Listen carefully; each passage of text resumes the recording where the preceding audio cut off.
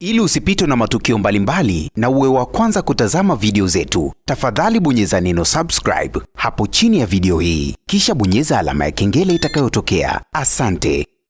Habari kubwa, habari ya moto ambayo imeweza kutrend kwenye mitandao ya kijamii kwa sasa ni kuhusiana na Juma Jux. Bana, Juma Jux amekuwa gumzo kubwa sana mitandaoni baada tu ya kuoa, baada tu ya kuishi Nigeria na mke wake kipenzi Priscilla. Ni kama vile kuna mabadiliko ambayo tunayaona katika mwili wa Juma Jux. Juma Jux wa zamani sio Juma Jux wa sasa hivi. Tukisema hivyo tunazungumzia katika upande gani? Tunazungumzia katika upande wa body lake. Juma Jux mwanzo tunaweza kusema alikuwa na mwili, alinenepa, of course muziki ulimkubali, akawa amependeza sana. Na baadaye baada ya kumuoa Priscilla na kuanza kuishi naye kule Nigeria, ni kama vile akaonekana Juma Jux anapungua kwa kasi sana. Nini ambacho kinampunguza Juma Jux? Watu wakawa wanajiuliza nini ambacho kimemkuta Juma Jux, wengine wakiwa wanazungumza huko mitandaoni kwamba huenda Juma Jux anaishi na Priscilla lakini anateseka, lakini pia wengine wakiwa wanadai kwamba huenda Juma Jux anateswa kwa sababu ya pesa za mwanamke wake, kwa sababu katika familia ya Priscilla unaambiwa ni watu ambao wana pesa nyingi sana, ni watu ambao tunaweza kusema kwa kule Nigeria ni watu maarufu na ni familia ambayo ina pesa kwa asilimia kubwa sana.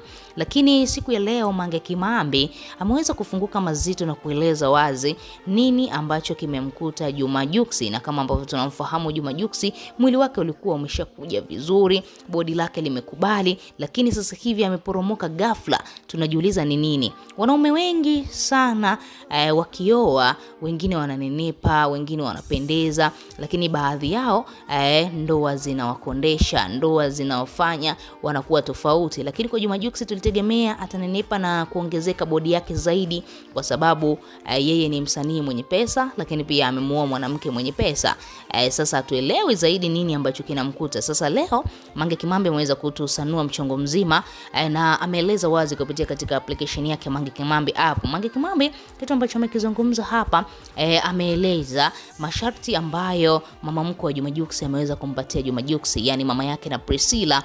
Tunamfahamu yule mama ni mama ambaye ana misimamo sana, lakini pia ni kawaida katika familia za kitajiri wazazi huwa wakali sana kwa watoto wao. Sasa unaambiwa Juma Jux ameweza kupewa masharti ni mazito na yule mama, kwamba haruhusiwi kuja kuishi Tanzania, na Juma Jux kama kweli anampenda mtoto wake atakubali aishi naye huko Nigeria. Yani familia ya Priscilla haitamani Priscilla aje kuishi huko Tanzania, na sababu kubwa yule mama amemwambia Juma Jux kwamba Watanzania huwa wana majungu sana, sipendi mtoto wangu nimuone anaishi huko Tanzania, sitakuwa na amani kumuona Priscilla anaishi huko Tanzania.